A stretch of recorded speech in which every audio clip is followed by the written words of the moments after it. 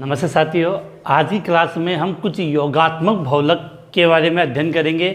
जैसे आपकी polythene, PVC, पॉलीएक्रिलोनाइट्राइल अर्थात जिसको आप पान बोलते हो, और टेफ्लॉन। तो इन बहुलकों का निर्माण कैसे होता है, इन बहुलकों की एकलिक इकाई क्या होती है और इन बहुलकों का किन किन रूप में उपयोग किया जाता है, उनके बारे में आज हम अध्ययन करेंगे। तो स्टार्ट करते हैं कुछ योगात्मक बहुलक।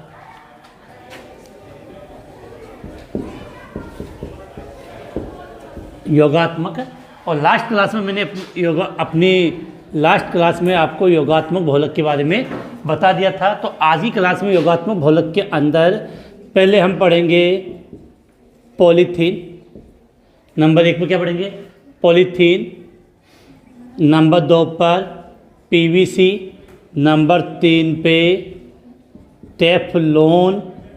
और नंबर 4 पर PAN, पान बोलते जिसको शॉर्ट में हम। तो इन 4 योगात्मक बहुलक के बारे में आज की क्लास में हम अध्ययन करेंगे। सबसे पहले जब भी हम किसी भी बहुलक के बारे में पढ़ते हैं तो हमें उसकी एकलिक इकाई के बारे में अध्ययन या उसके एकलिक इकाई का मुख्यतः पता होना चाहिए। तो जो पॉलीथीन, याद करना कि पॉलीथीन बहुलक है, इसकी एकलिक इकाई का नाम क्या होता है? एथीन होता है। और एथीन का formula CH2 double bond CH2 होता है। क्या? CH2 डबल बॉन्ड CH2 होता है। पॉलीथीन एकलिक इकाई इसकी एथीन होती है और CH2 डबल बॉन्ड CH2। दूसरा लिखा PVC। तो पहले कंफर्म कि PVC का पूरा नाम क्या होता है? तो PVC का पूरा नाम होता है आपका पॉलीवाइनिल क्लोराइड। क्या लिखा है? पॉलीवाइनिल क्लोराइड PVC का पूरा नाम है। और अगर इसकी एकलिक इकाई की बात करोगे तो एकलिक इकाई का नाम हो जाएगा वाइनिल क्लोराइड। क्या लिख दिया? Vinyl chloride. तो PVC की एकलिक इकाई का नाम क्या था? Vinyl chloride. फॉर्मूला शॉर्ट में मैं लिख देता हूँ CH2 डबल बॉन्ड CH और यहाँ पे Cl जोड़ दिया। ये वाइनिल क्लोराइड का क्या हो गया? सूत्र हो गया। तीसरा आता है टेफ्लॉन। तीसरा क्या लिखा है? लिखा हमने टेफ्लॉन। तो टेफ्लॉन का फॉर्मूला क्या होता है? टेट्रा फ्लोरो एथीन। टेफ्लॉन का फॉर्मूला क्या लिखा हमने? टेट्रा फ्लोरोएथीन। तो एथीन में 4 हाइड्रोजन है, इन चारों हाइड्रोजन को उठा के 4 फ्लोरीन जोड़ दो तो क्या बन जाएगा? टेट्रा फ्लोरोएथीन। तो टेफ्लॉन की जो एकलिक इकाई होती है उसका क्या नाम है? Tetra फ्लोरोएथीन CF2 double bond CF2 लिख दिया। इसके बाद नंबर 4 पे आपका आता है, नंबर 4 पे आता है PAN, पान। फुल फॉर्म होते हैं पॉलीएक्रिलोनाइट्राइल। पॉलीएक्रिलोनाइट्राइल, इसका पूरा नाम क्या होता है? पॉलीएक्रिलोनाइट्राइल। और इसकी एकलिक इकाई होगी क्या? एक्रिलोनाइट्राइल। अब एक्रिलोनाइट्राइल के नाम से तो आपको याद रहेगा नहीं, तो इसका तरीका याद है कि इसी को हम क्या बोल सकते हैं? Vinyl cyanide. क्या कहते हैं? Vinyl cyanide. वाइनिल साइनाइड का फॉर्मूला होता है CH2 डबल बॉन्ड CH और यहाँ पे साइनाइड जोड़ दिया। इस कंपाउंड को हम वाइनिल साइनाइड या एक्रिलोनाइट्राइल कहते हैं। तो ये 4 योगात्मक बहुलक आज की क्लास में कोशिश करेंगे कि कंप्लीट हो जाए। तो सबके बारे में बिल्कुल बात क्लियर होनी चाहिए। पॉलीथीन एकलिक इकाई एथीन, PVC एकलिक इकाई वाइनिल क्लोराइड, टेफ्लॉन एकलिक इकाई टेट्राफ्लोरोएथीन, PAN पॉलीएक्रिलोनाइट्राइल जिसको वाइनिल साइनाइड भी हम कहते हैं। तो आप इसका स्क्रीनशॉट लें और उसके बाद हम कंटिन्यू एक एक को डिटेल से इसका जो भी बुक के अंदर दे रखा है NCERT के अकॉर्डिंग उनके बारे में बात करते हैं। अभी तक ये अगर क्लास पसंद आई तो वीडियो को शेयर करना ना भूलें। जल्दी से इसका स्क्रीनशॉट लें। अब देखो हम इसको आगे बढ़ाते हैं टॉपिक को। एक एक पॉलीथीन के बारे में, अब जो बहुलक है इनके बारे में बात करते हैं। नंबर 1 लेते हैं हम सबसे पहले पॉलीथीन। यहाँ से स्टार्ट करते हैं, काफ़ी चीज़ जरूरत पड़ेगी अपने को। Polythene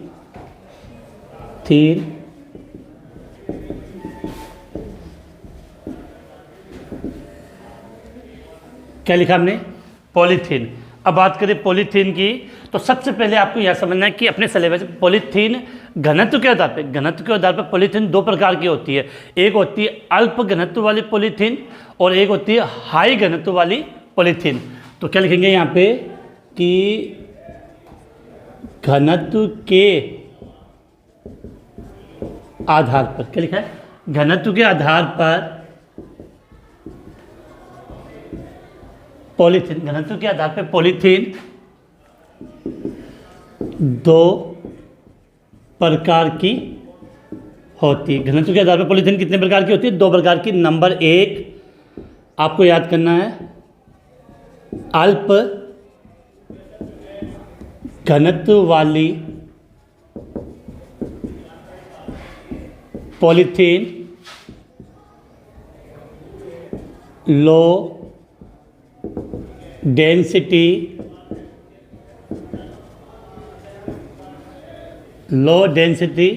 polythene, low density polythene बड़ी स्पेलिंग मिस्टेक है,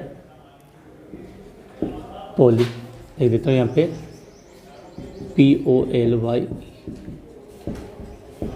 पॉलीथीन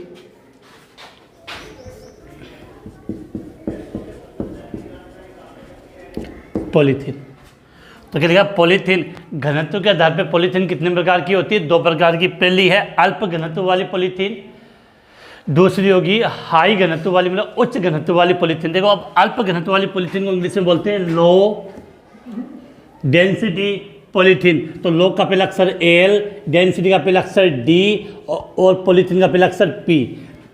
तो बिल्कुल बात क्लियर होनी चाहिए कि अल्प घनत्व वाली पॉलीथीन है उसको हम शॉर्ट में क्या बोलते हैं? LDP। बार बार जब हम बात करेंगे तो अल्प घनत्व वाली पॉलीथीन के लिए हम किसका प्रयोग करेंगे? LDP। तो अब देखो अल्प घनत्व वाली पॉलीथीन, फिर से रिपीट कर लेना, लो डेंसिटी पॉलीथीन, शॉर्ट में क्या नाम हो जाएगा? LDP। तो क्या लिखेंगे इसके लिए कि जब, अब देखो चाहे अल्प घनत्व वाली पॉलीथीन हो या उच्च घनत्व वाली पॉलीथीन हो, अगले की इकाई तो एथीन होगी। तो जब एथीन को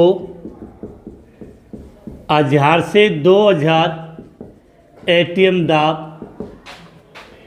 350 से 370 केल्विन ताप व 350 से 370 केल्विन ताप व O2 या पेरोक्साइड की उपस्थिति में मुक्त मूलक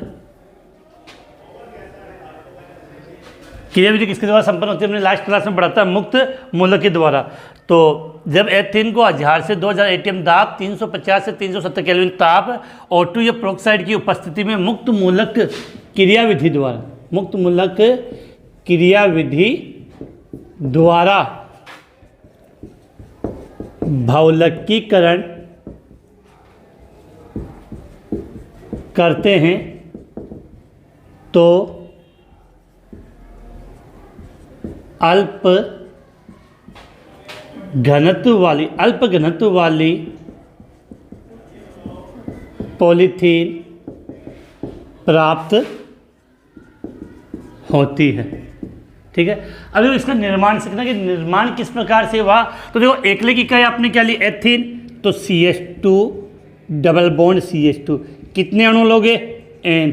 ठीक है, कंडीशन क्या थी? 1000 से 2000 ATM दाब है, 350 से 370 केल्विन ताप है।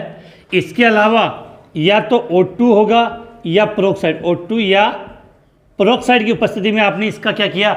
मुक्त मूलक भौलकीकरण किया। तो प्रोसेस सेम होगी। क्या होगा? बीच का डबल बॉन्ड टूटेगा, एक वैलेंसी इधर शो करेंगे, एक वैलेंसी इधर करेंगे और दोनों को कॉस्ट में क्या लगाने N। तो लिखने का तरीका क्या होगा? CH2 सिंगल बॉन्ड CH2 ये और N, ये आपकी बन गई पॉलीथीन। लेकिन ये जो परिस्थितियाँ आपने यहाँ पर ली है उसके अकॉर्डिंग ये किस प्रकार की पॉलीथीन बनी है? अल्प घनत्व वाली पॉलीथीन, जिसको हम बोलते हैं LDP, लो डेंसिटी पॉलीथीन। होता क्या है कि इस कंडीशन में जो रेखीय श्रृंखला बनती है उससे अनेक पार्श्व श्रृंखलाएं निकल जाती है और पार्श्व श्रृंखला निकलने से ये एकदम एक दूसरे के पास संकुलित नहीं हो सकती, जिसके कारण इनका घनत्व कम होता है। जब मैंने आपको संरचना के आधार पर भौलक की बात की थी तब मैंने इसको डिटेल से वहाँ पे आपको समझाया था। तो बिल्कुल क्लियर होनी चाहिए कि अल्प घनत्व वाली पॉलीथीन बनाने के लिए आपको क्या कंडीशन है। तो यहाँ लिख सकते हैं कि इस प्रकार के भौलक में, इस प्रकार के बहुलक में रेखीय श्रृंखला से अनेक पार्श्व, इस प्रकार के बहुलक में रेखीय श्रृंखला से अनेक पार्श्व श्रृंखलाएं निकल जाती है, जिससे ये अत्यधिक पास पास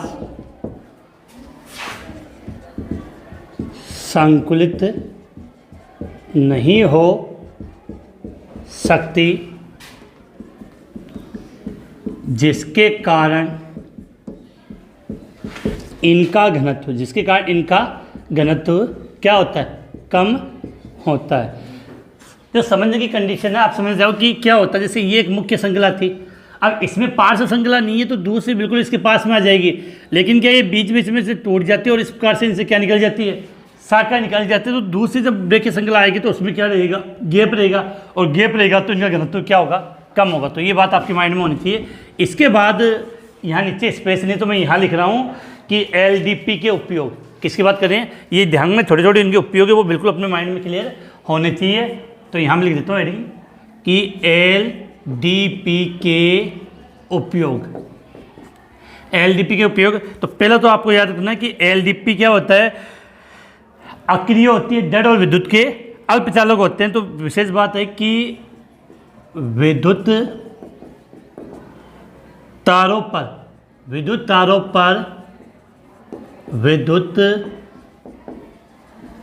अवरोधक के रूप में। इसके बाद आगे बात करें, पाइप, खिलौने, बोतल, कोट आदि बनाने में। तो LDP के उपयोग, तो विद्युत तारों पर विद्युत अवरोधक के रूप में पाइप, खिलौने, बोतल आदि जैसे कोट ये बनाने में प्रयोग किया जाता है। इसके अलावा आपकी ये माइंड में बिल्कुल क्लियर होनी चाहिए कि जो LDP होती है वो अक्रिय क्रिया नहीं करती है, जड़ थोड़ी सी कठोर टाइप में होती है, प्लस विद्युत की अल्पचालक होती है। तो चाहे तो एक लाइन हम यहाँ से लिख सकते हैं, LDP अक्रिय, जड़ एवं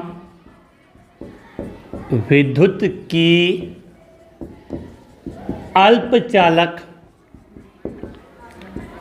होती है। तो ये बातें हमने किसके बारे में की है, LDP। फिर से मैं एक बार फटाफट इसको रिपीट कर लेते हैं। सबसे पहले पॉलीथीन, घनत्व के आधार पर पॉलीथीन कितने प्रकार की होती है, 2 प्रकार की।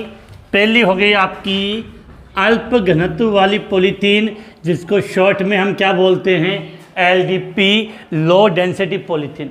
इसके निर्माण की कंडीशन सुन लो। एकल की इकाई तो क्या होगी बेटा, एथीन ही होगी। इसको क्या कहते हैं, 1000 से 2000 ATM दाब, 1000 से 2000 ATM दाब, 350 से 370 केल्विन ताप, O2 या पेरोक्साइड की उपस्थिति में, O2 या पेरोक्साइड की उपस्थिति में मुक्त मूलक क्रियाविधि द्वारा जब इनका बहुलकीकरण करते हैं तो हमें अल्प घनत्व वाली पॉलीथीन प्राप्त होती। कंडीशन मैंने बता दी। अब इस प्रकार के बहुलक में क्या होता है कि जो रेखीय श्रृंखला होती है उससे अनेक पार्श्व श्रृंखलाएं क्या हो जाती है, निकल जाती है, जिससे ये अत्यधिक पास संकुलित नहीं हो सकते, जिसके कारण इनका घनत्व क्या होता है, कम होता है। इसके बाद करें LDP। तो LDP क्या होती है, अक्रिय, जड़ एवं विद्युत की क्या होती है, अल्प चालक होती है। और विद्युत की अल्प चालक होने के कारण विद्युत तारों पर विद्युत अवरोधक के रूप में इनका प्रयोग किया जाता है। बाकी आप पॉलीथीन का नाम से पता है कि पॉलीथीन के द्वारा हम क्या क्या निर्माण करते हैं, जैसे पाइप बनाना हो, खिलौने हैं, बोतल, रेनकोट बोलते बरसात वाला कोट आदि इस अल्प घनत्व वाली पॉलीथीन से बना होता है। आप इसका स्क्रीनशॉट लें। उसके बाद हम उच्च घनत्व वाली पॉलीथीन के बारे में बात करेंगे, HDP। अब देखो आपने इसको नोट कर लिया, मिटा देते हैं यहाँ से। इसके बाद इसका जो दूसरा प्रकार है उच्च घनत्व वाली पॉलीथीन, उसके बारे में बात करते हैं।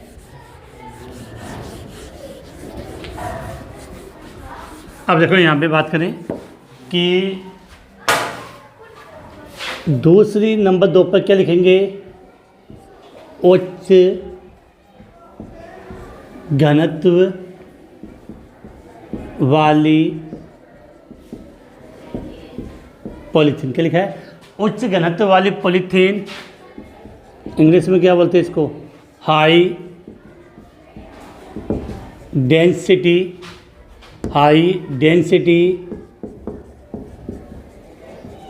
Polythene, high density polythene. अब हाई डेंसिटी पॉलीथीन का पहला अक्षर HDP, तो उच्च घनत्व वाली पॉलीथीन को शॉर्ट में हम क्या बोलेंगे, HDP। क्या बोलेंगे, HDP। अब हम इसके निर्माण की बात करें तो सेम ये भी अच्छे से बनेगा, लेकिन यहाँ पर जो उत्प्रेरक जो परिस्थितियाँ वो चेंज हो जाएगी। तो क्या लिखेंगे कि जब एथीन को हाइड्रोकार्बन विलायक में, किसमें, जब एथीन को हाइड्रोकार्बन विलायक में 333 से 343 केल्विन ताप, 333 से 343 केल्विन ताप, 6 से 7 एटीएम दाब एवं जिगलर नाटा उत्प्रेरक जब एथीन को हाइड्रोकार्बन विलायक में 333 से 343 केल्विन ताप, 6 से 7 एटीएम दाब एवं जिगलर नाटा उत्प्रेरक की उपस्थिति में भौलकीकरण करते हैं तो उच्च घनत्व वाली पॉलीथीन प्राप्त होती है। अब यहाँ पर सुन लेना कि अल्प और उच्च में परिस्थिति अंतर है।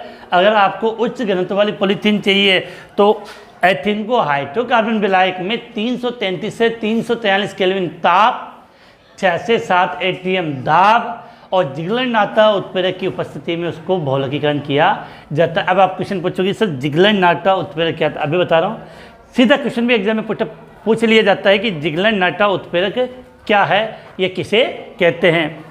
तो try ethyl aluminium plus titanium chloride को जिगलर नाटा उत्प्रेरक कहते हैं। मैं अलग से यहाँ पे लिख दूंगा। अब देखो हम यहाँ बात करें समीकरण, तो सेम वो कंडीशन होगी कि यहाँ पर मैंने क्या लिखा, CH2 डबल बॉन्ड CH2 कितने अणु लेंगे इसके, N, तीर का निशान। अब कंडीशन क्या थी, 333 से 343 केल्विन ताप, 6 से 7 एटीएम दाब। अब देखो जिगलर नाटा उत्प्रेरक का फॉर्मूला क्या होता है, C2H5 कितने 3, तो triethyl aluminium plus TiCl4 titanium chloride, इसको हम क्या बोलते हैं, जिगलर नाटा उत्प्रेरक कहते हैं। के साथ बहुलकीकरण करेंगे तो बीच का डबल बॉन्ड टूट जाएगा और CH2 ऐसे बहुत सारे बनेंगे जो एक दूसरे के आगे जुड़ते रहेंगे। तो ये आपकी बन गई क्या, HDP हाई घनत्व वाली पॉलीथीन। किसका निर्माण हो गया, हाई घनत्व वाली पॉलीथीन। इसमें क्या होता है कि शाखाएं, क्योंकि इसमें टेम्परेचर कम होता है, दाब कम होता है, जो मुख्य श्रृंखला है वो टूटती नहीं है। तो इसमें जो शाखाएं होती है वो पास संकुलित हो जाती है, जिससे इनका घनत्व क्या हो जाता है, कम हो जाता है। रासायनिक दृष्टि से जो HDP होती है वो अक्रिय होती है। तो यहाँ लिख सकते हो इसके अंदर कि यहाँ की 1-2 लाइन में आप कि सिंपल से लैंग्वेज में कि HDP या इसमें शाखाएं, इसमें जो मुख्य श्रृंखलाएं बनती है उसकी बात करें, इनमें शाखाएं, इसमें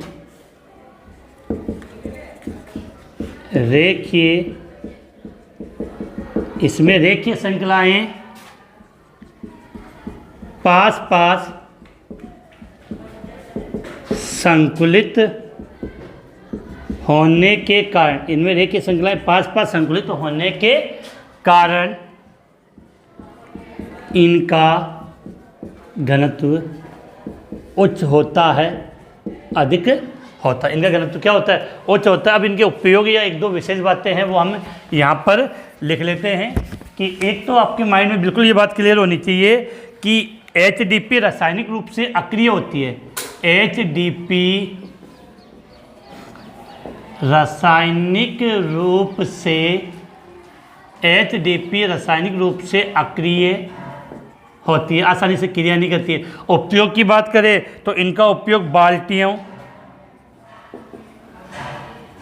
बाल्टियों, कूड़ेदान, बोतलें एवं पाइप आदि बनाने में होता है। इसके बाद वो यहाँ मैंने एक चीज़ छोड़ दी थी कि ये जिगलर नाटा उत्प्रेरक, तो यहाँ मैं लिख रहा हूँ, आप इसको बिल्कुल याद कर लेना। जिगलर नाटा उत्प्रेरक एग्जाम में क्वेश्चन आ जाए, जिगलर नाटा उत्प्रेरक क्या होता है? तो हिंदी में बिल्कुल आपको याद करना है यहाँ पे triethyl aluminium plus titanium chloride, triethyl aluminium plus titanium chloride, triethyl aluminium plus titanium chloride. Triethyl aluminium का फॉर्मूला क्या होता है? C2H5 होल्ट्राइस एल्यूमिनियम और टाइटेनियम का TiCl4। इस कंपाउंड को हम क्या बोलते हैं? जिगलर नाटा उत्प्रेरक। सीधा क्वेश्चन आ जाएगा, जरूरी नहीं उच्च घनत्व वाली पॉलीथीन पूछे, सीधा आपसे ये पूछ सकता है कि जिगलर नाटा उत्प्रेरक का सूत्र लिखिए। फटाफट एक बार इसका रिवीजन कर लेते हैं जब तक कि घनत्व के आधार पर पॉलीथीन दो प्रकार की। नंबर 2 पर हम पढ़ते हैं उच्च घनत्व वाली पॉलीथीन। उच्च को इंग्लिश में बोलते हैं हाई, घनत्व का D और पॉलीथीन का P। तो शॉर्ट में उच्च घनत्व वाली पॉलीथीन को हम क्या बोलते हैं? HDP। क्या कहेंगे? HDP। जब एथीन को किसमें? हाइड्रोकार्बन विलायक में 333 से 343 केल्विन ताप, 6 से 7 ATM दाब और जिगलर नाटा उत्प्रेरक की उपस्थिति में गर्म करते हैं तो उच्च घनत्व वाली पॉलीथीन प्राप्त होती है। समीकरण आपके सामने पहले वाले समीकरण में और इस वाले समीकरण में केवल ये परिस्थितियाँ चेंज है, बाकी समीकरण में कोई अंतर नहीं है। इसमें रेखीय श्रृंखलाएं पास पास संकुलित होने के कारण इनका घनत्व क्या होता है? घनत्व क्या होता है? उच्च होता है। और एक विशेष बात, LDP रासायनिक रूप से क्या होती है? अक्रिय होती है। इसका उपयोग बाल्टियाँ, कूड़ेदानों, बोतलें, पाइपें बनाने में किया जाता है। और सबसे इम्पोर्टेंट, ये तो बिल्कुल माइंड में आपके छप जाना चाहिए कि जिगलर नाटा उत्प्रेरक काफ़ी इम्पोर्टेंट पूछ लिया जाता है। जिगलर नाटा उत्प्रेरक, तो जिगलर नाटा उत्प्रेरक का नाम क्या होता है? Triethyl aluminium plus titanium chloride. Triethyl aluminium plus titanium chloride. Formula क्या हो जाएगा? C2H5 होल्ट्राइस Al plus TiCl4। इसका आप स्क्रीनशॉट लें। उसके बाद हम नेक्स्ट बहुलक की तरफ आगे बढ़ते हैं।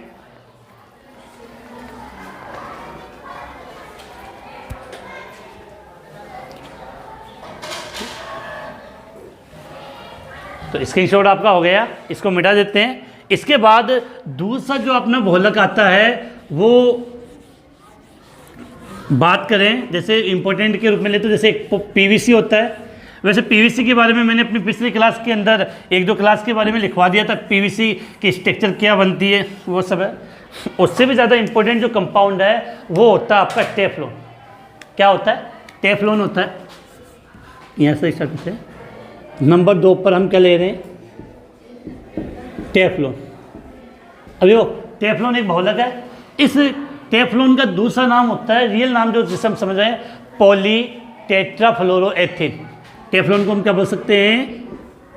पॉलीटेट्राफ्लोरोएथेन।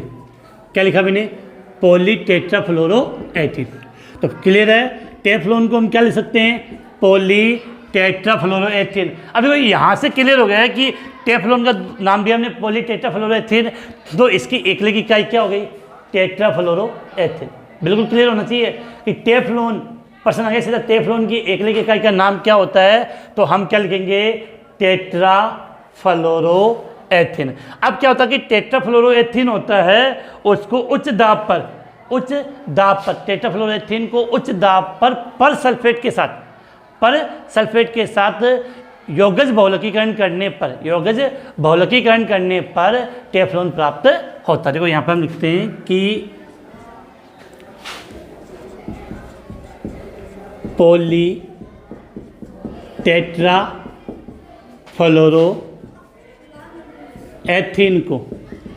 टेट्राफ्लोरोएथेन को उच्च दाब पर सल्फेट, पॉली टेट्राफ्लोरोएथेन को उच्च दाब पर सल्फेट के साथ यौगज बहुलकीकरण करने पर टेफ्लॉन प्राप्त होता है। बेटा टेफ्लॉन के लिए बता दो, जो सबसे ज़्यादा क्वेश्चन पूछा जाता है कि नॉन स्टिक बर्तन कौन से बहुलक की बने, तो बहुत बार बोर्ड एग्जाम में क्वेश्चन पूछा जा चुका है टेफ्लॉन के। बिल्कुल नॉन स्टिक बर्तन किस बहुलक के बने होते हैं, तो आंसर क्या होगा आपका? टेफ्लॉन। तो पॉली टेट्राफ्लोरो, ये तो कैसे आएगा बेटा, थोड़ा सा ध्यान रखिए। तो एक क्या होगी? टेट्राफ्लोरोएथेन। तो टेट्राफ्लोरोएथेन को उच्च दाब पर सल्फेट के साथ यौगिक बहुलकीकरण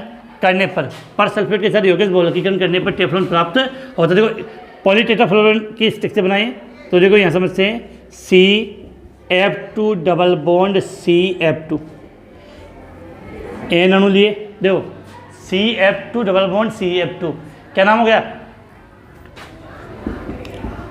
टेट्राफ्लोरोएथेन। CF2 double bond CF2 टेट्राफ्लोरोएथेन। बहुलकीकरण करेंगे, कंडीशन क्या होगी? उच्च दाब और किसकी उपस्थिति में? पर सल्फेट की उपस्थिति में। बीच का डबल बॉन्ड क्या हो जाएगा? टूट जाएगा, एक लाइन इधर और एक लाइन इधर। तो कंडीशन क्या बन जाएगी आपकी? ये CF2 सिंगल बॉन्ड CF2, एक वैलेंसी इधर और एक वैलेंसी इधर हो जाएगी, और नीचे क्या लगा दिया? N। तो ये क्या बन गया आपका? टेफ्लॉन। क्या बन गया? टेफ्लॉन। क्या बना दिया आपने? टेफ्लॉन बना दिया है। अब हम बात करते हैं कि रासायनिक रूप से ये अक्रिय और संसारक अभिकर्मक के प्रति अत्यधिक प्रतिरोधी होता है। तो उपयोग यहाँ लिख लेते हैं हम कि टेफ्लॉन के उपयोग।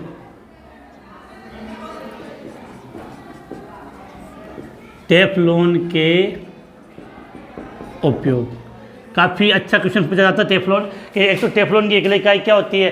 पॉली टेट्राफ्लोरोएथेन होता है। तो इसके उपयोग में लिखते हैं नंबर 1, रासायनिक रूप से अक्रिय एवं संसारक अभिकर्मकों द्वारा आक्रमण के प्रति प्रतिरोधी होता है। दूसरा, तेल, सिलो व गैसकेट बनाने में। तीसरा, न चिपकने वाली, जिसको बोलते हैं नॉन स्टिक सतह से लेपित बर्तनों में उपयोग किया जाता है।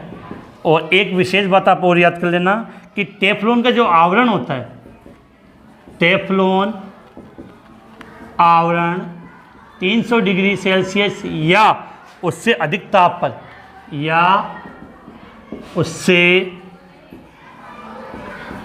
अधिक ताप पर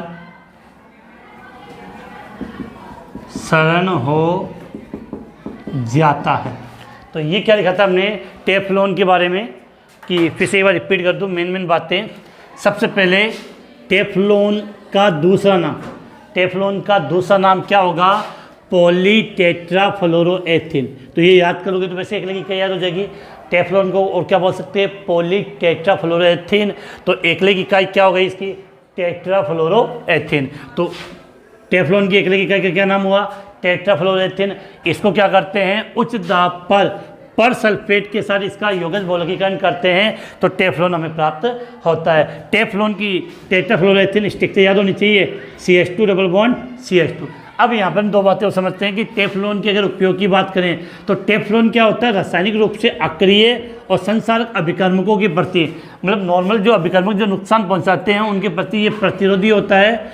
इससे तेल, सीलों व गैस केट बनाने में इसका प्रयोग किया जाता है।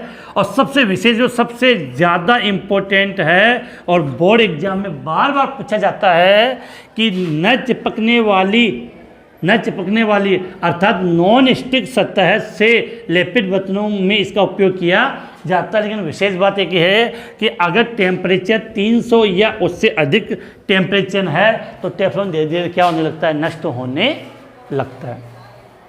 तो ये था आपका दूसरा बहुलक। इसके बाद तीसरे बहुलक में हम पढ़ेंगे PAN, पॉलीएक्रिलोनाइट्राइल या पॉलीवाइनिल साइनाइड, जिसको हम ओरलोन या एक्रिलन भी कहते हैं। जल्दी से आप इसका शॉट लें। उसके बाद हम नेक्स्ट बहुलक की तरफ आगे बढ़ते हैं।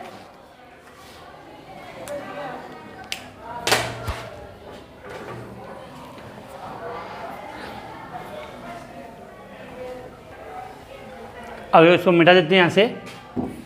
इसके बाद देखो आगे नंबर 3 पे जो बहुलक अपना आता है, तो एक तो रखना, एक बहुलक के क्या एक से ज़्यादा नाम हो तो वो सब अपने को मुँह ज़बान याद होने चाहिए। नंबर 3 यहाँ पर लिख रहे हैं हम। देखो एक तो हम बोलते हैं पॉली एक्रिलोनाइट्राइल। क्या लिखा है? Poly acrylonitrile. इसका मतलब जो पॉली का P, एक्रिलो का A, नाइट्राइल का N। तो या तो हमने इसको नाम दे दिया क्या? पॉली एक्रिलोनाइट्राइल, या नॉर्मली इसको कह दिया जाता है पॉली वाइनिल साइनाइड। देखो एक्रिलोनाइट्राइल और वाइनिल साइनाइड एक ही, बस नाम इनके अलग है। तो पॉली एक्रिलोनाइट्राइल या पॉली वाइनिल साइनाइड, इसको हम और लोन भी बोलते हैं। क्या बोलते हैं? और लोन कहा जाता है, या ये एक्रिलन, ये क्या बोलते हैं इसको? एक्रिलन। ये एक प्रकार के रेसे होते हैं। क्या होते हैं? रेसे होते हैं। तो तीसरा बहुलक, पहली बात PAN का पूरा नाम पॉली एक्रिलोनाइट्राइल, जिसको हम पॉलीवाइनिल साइनाइड भी कहते हैं, या आप क्या कह सकते हो? और लोन या एक्रिलन। एक्रिलन रेसे होते हैं जो मजबूत होते हैं काफ़ी। अब देखो इसमें ज़्यादा इतना विशेष नहीं है, तो सीधी सी बात है कि वाइनिल साइनाइड के, या तो आप क्या बोल सकते हो, आपको एग्जाम में प्रश्न पूछे कि PAN की एकले की इकाई क्या है, तो हम क्या कहेंगे? वाइनिल साइनाइड, या आप क्या बोल सकते हैं? एक्रिलोनाइट्राइल। और वाइनिल साइनाइड कैसे लिखना है वो मैंने अपनी पिछली क्लासों में आपको काफ़ी बार बता दिया। तो यहाँ पर हम इनके बारे में लिख सकते हैं सीधे से कि वाइनिल साइनाइड के यौगज बहुलकन से, क्या लिखा है? वाइनिल साइनाइड के यौगज बहुलकीकरण से। अब इनमें से क्या वो नाम लिख सकते के बहुलकीकरण से?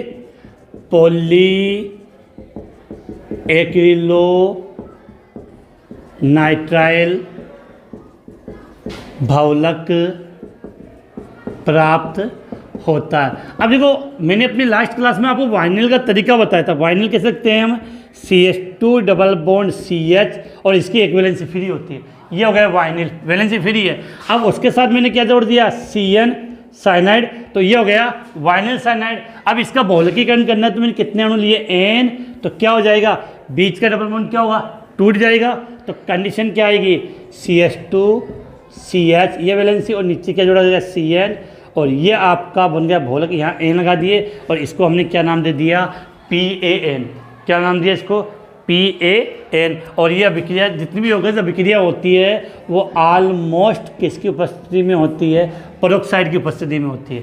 किसकी उपस्थिति में होती है, पेरोक्साइड की उपस्थिति में होती है। और विशेष बात याद रखनी है कि इसका उपयोग है वो रेसे बनाने में किया जाता है। तो यहाँ पे लिखना चाहो तो एक शॉर्ट में एक लाइन लिख दो, उपयोग के रूप में बात करें तो रेसे बनाने में। तो अपना जो नेक्स्ट बहुलक था नंबर 3, पॉली एक्रिलोनाइट्राइल, शॉर्ट में क्या कहेंगे उसको, PAN। ये पॉलीवाइनिल साइनाइड, ये भी याद रखना, ओलोन। और ये याद हो ना हो लेकिन ये शब्द NCERT में लिखा हुआ एक्रिलन, क्वेश्चन आएगा एक्रिलन बहुलक की एक्रिलिक इकाई क्या है, तो सीधी सी बात है वाइनिल साइनाइड, या आप इसको क्या बोल सकते हो, एक्रिलोनाइट्राइल। तो वाइनिल साइनाइड का फॉर्मूला CH2CH और नीचे क्या जोड़ दिया, CN। उपयोग किस रूप में किया जाता है, रेसे के निर्माण में इसका उपयोग किया जाता है। तो आज की क्लास में हमने 3 बहुलक, पॉलीथीन, टेफ्लॉन और PN, इनके बारे में बात की थी। PVC मैंने शुरुआत में जब कुछ एग्जांपल बताए थे तो वहाँ मैंने PVC के बारे में आपको बता दिया था। पॉलीवाइनिल क्लोराइड एक्रिलिक इकाई वाइनिल क्लोराइड होता है जिसका उपयोग विद्युत तारों के ऊपर आवरण बनाने में किया जाता है। तो आज की क्लास हम यही समाप्त करते हैं। ये सब बहुलक पढ़े थे वो सब कौन से हैं, योगात्मक बहुलक।